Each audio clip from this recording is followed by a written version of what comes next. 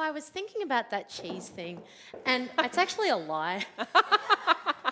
I'm pretty sure there are some horrible cheeses out there. Have you heard of Kazumazu? No. It's the most disgusting cheese on earth. Really? Yep, it's a Sardinian cheese, and it's full of worms and tiny maggots.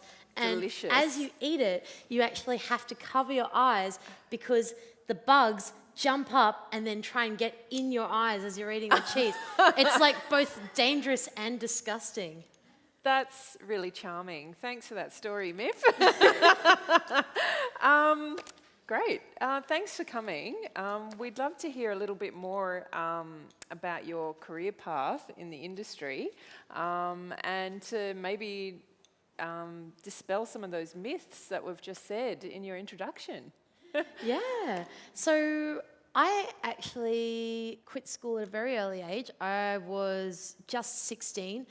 It didn't suit me. I don't know if anyone in the audience, are there any school leavers out there? Anyone leave early? Couple? I have this kind of thing that I think that Australian schools they don't necessarily support every way of learning. I wasn't very good at being taught the way that I think kids are still being taught now. But I went to TAFE a few years after that, and everything's very essay-based. It's more like going to university where you have better dialogue and discourse with your lecturers. And I found at that point, it wasn't that I was stupid, it was just that I wasn't good at learning like that. And it was about, after I'd quit school, I started as a kitchen hand, as a lot of people do. I went on to be a short order cook. And it's pretty easy work up until a point where you start to feel like maybe it's not quite enough. And that was the point where I went back to school and did my HSC at TAFE, where you kind of do it over 1 year. You do year 11 and 12 in like 11 months, and it's pretty full on. But it can also be a really rewarding way to learn if until then you always kind of thought maybe you weren't a very smart person. And when I went to uni, I was studying theatre. Ooh. Yep, I did a juggling degree. I didn't know they existed. Yes, they do. Okay, great. Circus. It's a very silly degree. So I did a circus degree. It's like actually standing up and admitting that at AA. Like I'm Myffy Rigby. I studied circus. And it was while I was doing that, I was also cooking at the same time to support myself through university, that I kind of discovered a passion for writing. So that was pretty much where it all kicked off, I think. So it was that kind of melding of a not particularly successful high school career with a not particularly successful cooking career to make one super successful other thing that had nothing to do with either of them. And then juggling. Juggling. Yeah. I can still juggle. Really? Yep. Awesome. Don't make me. Well, okay. Great. All right. So you've been in the scene for quite a long time now, and I'd love to know, over the past 10 years, what have you seen in the dining scene in Sydney? Yeah, I mean, it was something that I think Joe and Sarah were talking about a little bit, and something that I'd like to expand on a little bit more. And I think the really big thing in the past decade or so is the fact that we're not looking out all the time for inspiration now, we're looking in. I think that Australia has one of the strongest dining scenes in the entire world. We have a country full of curious, intellectual, interesting and creative chefs and restaurateurs and baristas and sommeliers, and I think the fact that we no longer have this cultural cringe, we now have this amazing dining culture that we can be proud of, that we're now producing cooks who don't feel the need to have to look to France or look to the US to create menus. They're looking to what's happening right here. Yeah. So on building on that, what do you see every successful business share? Some of the key points. I think the really big thing here, and again, these guys kind of already talked about it at length, is it's a sense of identity. I think the strongest businesses across the country have a real sense of authenticity. They have a real strong sense of identity. They know what they're about in a way that when you walk into a restaurant, whether you're a diner or a restaurant critic or you're in hospitality, like, forgive me if I'm wrong here, but I reckon every one of you has felt it when you've walked into a restaurant that doesn't feel quite right. But on the other hand, when you walk into somewhere that has nailed it, it's like it's this all-pervasive feeling. You know that you're going to have a good time basically as soon as you walk in. So it's like, I think it's as much a vibe thing as it's visceral, I think.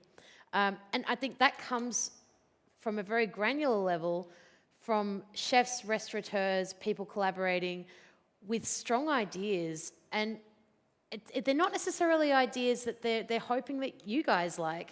They're ideas that make them feel good. They're ideas that are strong to them. I think like the biggest piece of advice I guess I could give anyone ever in any field is to just do what feels true to you. Be authentic. Be authentic. Yeah. So we've heard what all great businesses share. What about some of the mistakes that you've seen? Yeah, so in fact, I think it comes back to, who's heard of a freak shake in here? Yep. Who's tried a freak shake? Yeah.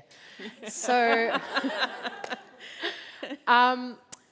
freak shakes are a really good example of a model that I see a lot that I find deeply distressing, and that is building restaurants and restaurant ideas through Instagram, creating dishes that will be photographed and shared, but not necessarily eaten or experienced.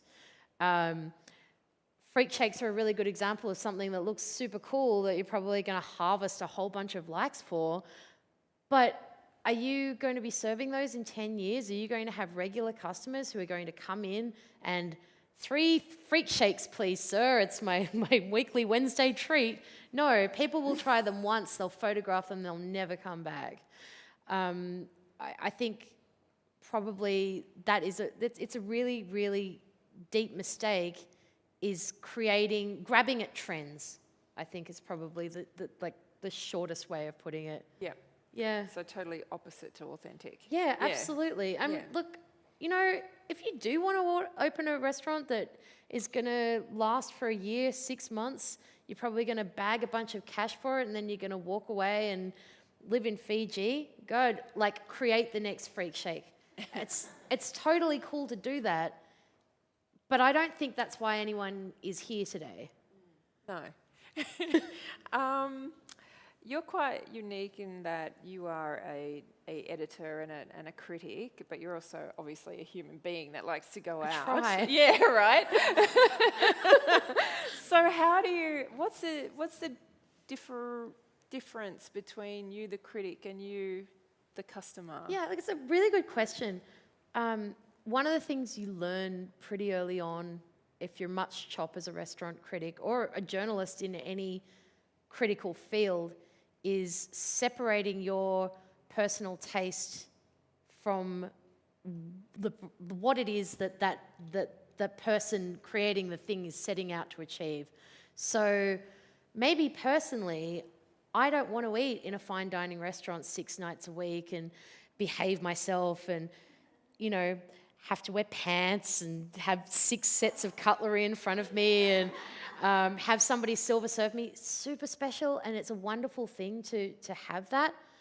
But what I'm looking at as a restaurant critic is seeing that the restaurant is achieving the brief they're setting out to achieve. So I might like to just go and eat a delicious egg sandwich and drink a glass of Chablis and eat a few chips and go home and watch Netflix. That's fine. But I can't judge a restaurant on that criteria. You have to look at a place, be able to analyze what it is that they're setting out to do, and then report on whether or not they're achieving that, basically. Yeah. Yeah. So see it. Separating your taste from what it is that thing is trying to be. Yeah, for sure.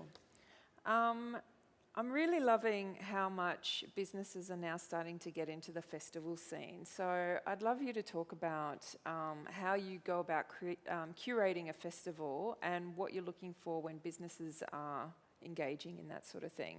So I think one of the coolest things that has happened since I've been working as a restaurant critic, in fact, maybe only in the past 5 years, is the fact that restaurants now are doing their own events. Sometimes they don't even need me to come up with ideas. Restaurateurs and chefs are kind of cooler and cleverer than they've ever been. They're bringing out chefs all by themselves. They're coming up with really cool ideas. I mean, in some respects, I'm just another voice doing that. It's just that I also have the power of the country's largest newspaper behind me to also support those events. So I love collaborations. I love unexpected matches and mismatches and new ideas and fresh punk takes on things that might only exist for 24 hours and they disappear forever. That's the most magical thing about being able to work as a journalist in a creative field. That's so much fun. And I love being able to connect people that maybe had never thought of working together before. And from an audience point of view or a reader point of view or a diner point of view, it's a really good opportunity to get fresh faces through the doors of your restaurants, bars, cafes, wine bars. People who might have come once or twice, but maybe have forgotten that you exist or you've fallen off the radar a little bit. And just doing that one really cool side project just for a night or a week can reinvigorate your restaurant, I think. Yeah, and just as a final question before we throw it out to the audience,